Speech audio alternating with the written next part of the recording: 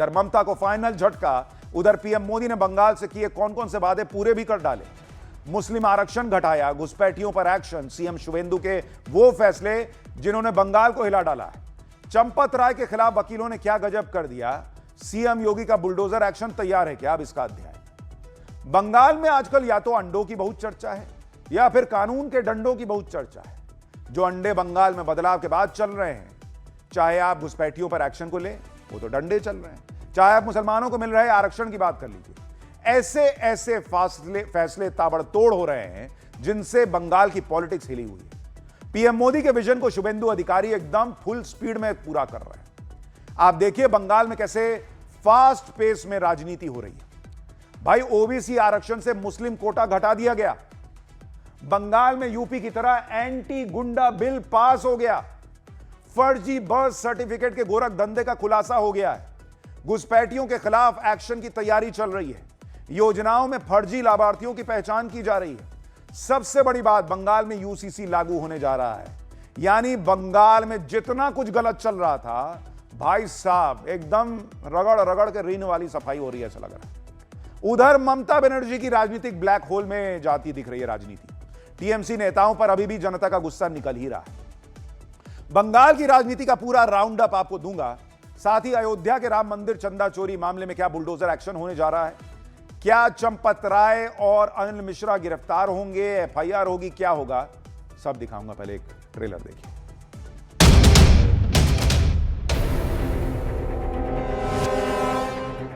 मांग का तो कोई सवाल नहीं, हम लोग ऑल इंडिया तृणमूल कांग्रेस है, तो मांग क्या करेंगे, तो मांग क्या करेंगे। सब चित्र आ जाएगा, दूध का दूध पानी का पानी हो जाएगा।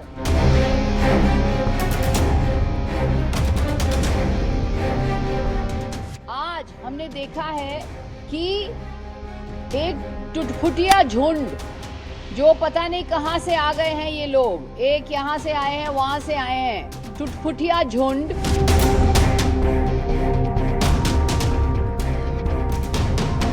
26 लाख का रिजेक्ट हुआ, क्राइटेरिया फुलफिल नहीं किया। सब चित्र आ जाएगा, दूध का दूध पानी का पानी हो जाएगा। सबसे पहले आपको बताता हूं कि ममता बनर्जी को कैसे फाइनल झटका लग गया है। चुनाव में हार के बाद ममता की पार्टी में बगावत हुई। 58 से 60 विधायकों ने खुद को असली टीएमसी घोषित कर दिया, जिसे ऋतव्रत बनर्जी लीड कर रहे हैं। ऋतव्रत बनर्जी ने पार्टी की नई कार्यकारिणी बना दी, नया अध्यक्ष चुन लिया, पूरा सिस्टम एक तरह से बदल दिया। और आज ऋतव्रत बनर्जी ने दिल्ली में चुनाव आयोग की फुल बेंच से मुलाकात की और पार्टी में हुए बदलाव की जानकारी दी। ऋतव्रत बनर्जी को पहले ही बंगाल विधानसभा स्पीकर ने नेता प्रतिपक्ष नियुक्त कर भी दिया है और अब ऋतव्रत बनर्जी ने चुनाव आयोग से मिलकर खुद को असली टीएमसी बता दिया और नए अध्यक्ष के बारे में भी जानकारी दे दी चुनाव आयोग को कि भाई हम ही सब कुछ हैं, ये कुछ नहीं है। सुनिए एक बार। हमारा पार्टी का अध्यक्ष, multiple times MLA, Bengal government का पिछले 3 टर्म का cabinet minister, veteran politician Shri Arup Roy है, लाउड एंड क्लियर। देखिए, टीएमसी पर पूरी तरह से कब्जे के लिए ऋतव्रत बनर्जी ने चुनाव आयोग से मुलाकात की और अपना पक्ष रखा। मुलाकात के दौरान क्या क्या हुआ वो भी सुन लीजिए। देखिए, बागी गुट के 10 नेताओं के प्रतिनिधिमंडल से चुनाव आयोग ने मुलाकात की। चुनाव आयोग को पार्टी संगठन में बदलाव के बारे में पूरी जानकारी दी गई। नई राष्ट्रीय कार्यकारिणी के गठन के बारे में चुनाव आयोग को बता दिया गया। यह भी बता दिया गया कि अरूप रॉय को टीएमसी अध्यक्ष चुन लिया गया है। चुनाव आयुक्त ज्ञानेश कुमार ने बागी गुट की बातों को नोट भी कर लिया। बागी गुट के नेताओं ने चुनाव आयोग से मुलाकात करके ममता बनर्जी की टेंशन बढ़ा दी। अब ममता बनर्जी के सामने मोटे तौर पर जो दिख रहा है कि 3 चुनौतियां हैं। भाई, पहली चुनौती, खुद को असली टीएमसी आप साबित कैसे करेंगी? सारी चीजें आपके हाथ से निकल रही हैं। पार्टी सिंबल अपने पास कैसे रख पाइएगा? 876 करोड़ के पार्टी फंड को कैसे बचाइएगा? जब पार्टी ही आपकी नहीं रह गई तो फंड कैसे आपका होगा? सुनिए टीएमसी के नेता इस पर क्या कह रहे हैं। आज हमने देखा है कि एक टुटफुटिया झुंड, जो पता नहीं कहां से आ गए हैं ये लोग, एक यहां से आए हैं वहां से आए हैं, टुटफुटिया झुंड, एक लीडर हैं जो पार्टी से एक्सपेल हो चुके हैं। ये टुटफुटिया झुंड जाकर के चुनाव आयोग का जो फुल बेंच है इनके साथ मुलाकात की है। जाहिर है, साफ है कि ये बीजेपी की साजिश है, अमित शाह की साजिश है और ये चुनाव आयोग अमित शाह के इशारे पे ही काम कर रहा है। ममता बनर्जी अपनी पार्टी बचाने में जुटी हैं तो दूसरी तरफ शुभेंदु अधिकारी ताबड़तोड़ फैसले लिए जा रहे हैं बतौर मुख्यमंत्री।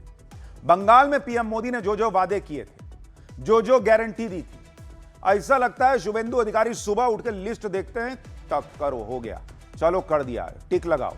वैसी हालत हो रखी है बंगाल में। पूरा महकमा लगा हुआ है वादों को पूरा करने में।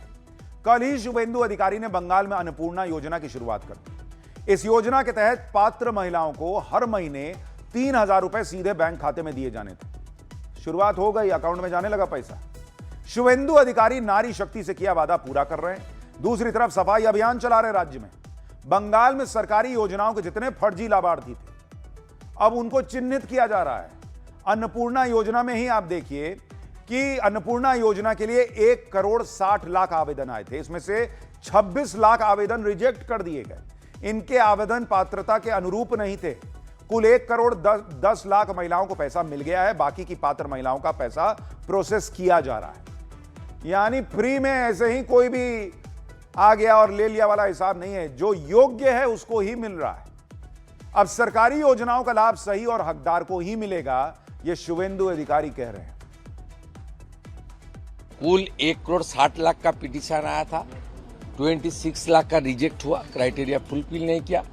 बाकी लोग को हम लोग ट्रांसफर करने का आज बड़ा एक हर असेंबली में मानने चलिए 35,000 करके आज बेनिफिशियरी दीदी बहन को उनके अकाउंट में खाते में मिला।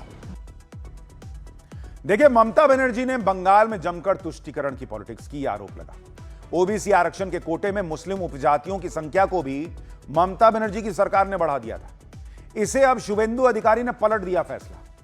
बंगाल विधानसभा में ओबीसी आरक्षण पर 2 संशोधन बिल पास कर दिए गए। बिना सर्वे ओबीसी सूची में शामिल 77 मुस्लिम समुदायों को हटा दिया लिस्ट से। ओबीसी आरक्षण को भी 17% से घटाकर 7% कर दिया गया है। इसका फायदा सर्वेक्षण के आधार पर जो 66 समुदाय आए थे उनको मिलेगा। इसी के साथ शुभेंदु सरकार बंगाल में जारी हुए बर्थ सर्टिफिकेट का भी सत्यापन करा रही है, जिससे फर्जी दस्तावेजों के आधार पर सरकारी योजनाओं का जो लाभ ले रहे हैं उसे रोका जा सके। बर्थ सर्टिफिकेट के सत्यापन के दौरान हैरान करने वाले खुलासे हो रहे हैं। लाखों की संख्या में फर्जी बर्थ सर्टिफिकेट जारी किए गए थे। और आप ये सर्टिफिकेट देखिए, इसमें डेट ऑफ बर्थ 30 अक्टूबर 1990 लिखा है, जबकि डेट ऑफ रजिस्ट्रेशन 23 अगस्त 1990 लिखा है। वाह भाई, 30 अक्टूबर को पैदा हुए और उसके पहले 23 अगस्त को यह रजिस्टर भी हो गया। वाह। अब इस पूरे मामले की जांच हो रही है, जिसके मुताबिक अब तक 1,61,000 से ज्यादा जन्म प्रमाण पत्र संदिग्ध पाए गए। फर्जी दस्तावेजों के आधार पर प्रमाण पत्र जारी होने की आशंका है। इनका इस्तेमाल सरकारी दस्तावेज हासिल करने में हो सकता है।